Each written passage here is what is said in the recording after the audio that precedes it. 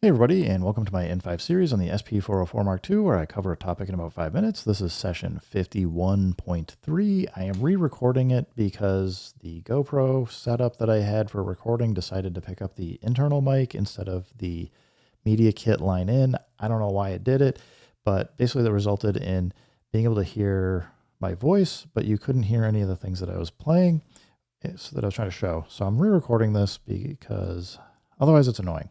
So next up, we have when copying a pattern, it is now possible to copy only the pattern of a specific sample. This is a really cool feature because I like to do the MPC style of, at least how I do it on the MPC. Like my workflow is build up a big pattern, a bunch of tracks, and then start thinking about what I want to peel off. So what I've been showing frequently on the SP404 Mark II is kind of do your drums, do the drums in like one instrument, then add another instrument, then add another one, maybe do a drop, or you have to copy and start deleting things. It gets a little bit complicated for a workflow, and that's why I've been kind of breaking it down this way. Given this new feature, though, you can just stack a ton of sounds, and let me show you what you can do.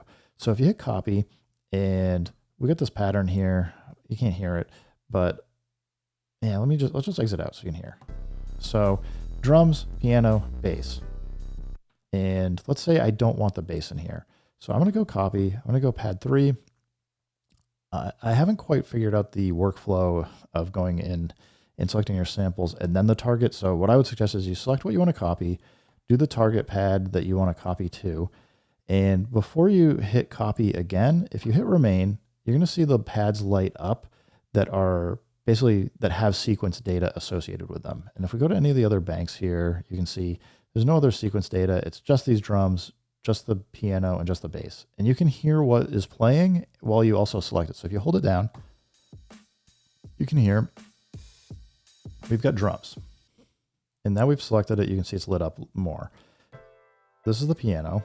If I hold it down, so you can hear what's on these pads, which is super handy as well. And let's say this is the bass.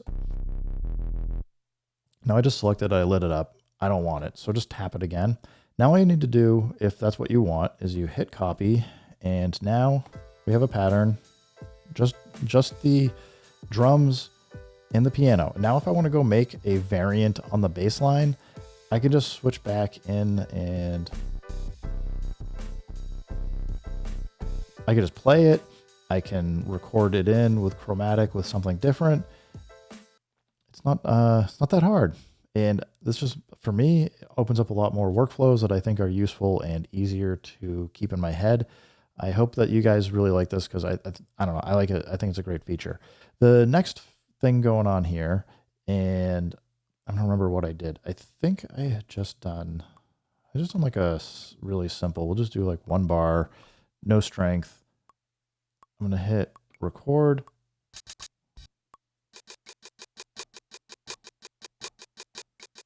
So this has got no quantization. Arguably, it's not that interesting of a pattern. But with the way you can do quantization now, you can do quantization after you've recorded it, and you can select what pad that you want to do it on. So just to kind of hear this, let's say we want to come in and we'll do another recording. Let's do 100% strength. And put the kick here, I think. So that's on the 1 and the 3. 1, 3, 4. It's fully quantized. You can hear like this doesn't sound quite right. I mean, I played it with a little bit of swing or whatever on it. It doesn't matter. So now if you want to be able to come in and change the quantization for it, let's do this. I'm going to just copy it over so you can hear the difference and we can compare, because this is I'll say destructive change to the pattern. Once you've done it, you can't really undo it so you kind of want to make sure you have a copy to go back to. But if we now, it says here, if you press record settings while editing a pattern after setting the correction condition with C2 and C3, select the pad you want to quantize and press the value knob. So we're going to go pattern edit. We're going to pick 16. Now it says if you hit record settings, so we're going to hit record, and you can see it changes the view here. So now we got a quantization grid. So if you want to do 16th notes or 8 notes or 32nd or these shuffle, basically you just go in and select what you want. Let's say we do 8th notes, and we want, in this case, we'll do a strength of 100% because you'll just definitely be able to hear the difference here. So we're going to do this, and now what is it? You hit record, oh, that's right. You hit the value knob. So you go quantize. We got to select the pad that we want to do this to. So we already know that this is the kick, this is the hats. So let's do hats, and we're gonna commit it. It says quantize pattern cannot undo. Are you sure? Okay. And now if we just get out of here, you can hear, I mean, we actually lost the extra hit, but that could be fine. That might be what we wanted. We just wanted these to play as 8th notes, not 16th notes.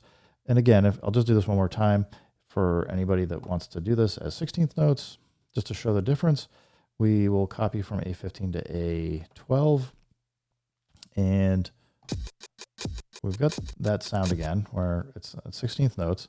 We go pattern edit, select 16. You then do pattern record settings. We got grid 8th. Let's go down to 16th, 100%. Push the pads that we want, adjust the hi-hats or cymbal crash, whatever it is. Anyway, I was playing kind of like a hi-hat. Hit OK, and now it's quantized. And if you want to hear, we can switch back to the, gotta exit out. So come here, we'll switch to the other one. You can hear I'm kind of not in time as much.